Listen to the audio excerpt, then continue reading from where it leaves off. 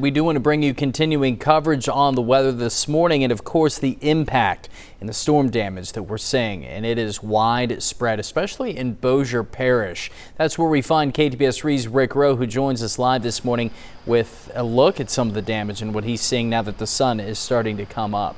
Rick? Absolutely. In fact, let's start with a little good news. We need more of that, and you can see, you just mentioned it, the sun is beginning to come up. You can see a little blue in the sky, a little pink as dawn approaches on this day. By the way, you see the dead end sign? I'm almost certain that that sign was blown this way, in this direction, by the strong winds that happened here. And this is where you can see the evidence of that. Look at this. This is actually the top of a pine tree that actually fell on this mobile home.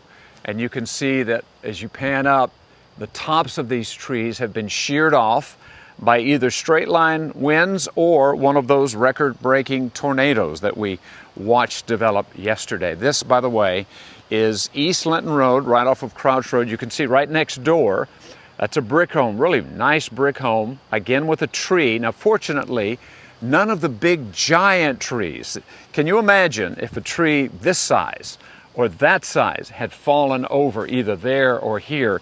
Then you're talking about amazing damage. We saw that about 4 or 5 years ago in Ruston. Fortunately, that did not happen here. Of course, we all are so saddened by the 31-year-old woman who was killed somewhere in this area, right off of Crouch Road. This is East Linton Road. It happened somewhere in North Bossier Parish. But the good news, let me tell you a little good news. It could have been so much worse. This is a heavily treed area. If the winds or the tornadoes had dipped down a little lower, then you've got massive tree damage, massive home and mobile home damage. That did not happen. The damage out here, although obviously if you live here, it's a big deal, but it could have been so much worse. Brian or Nate, coming back to you.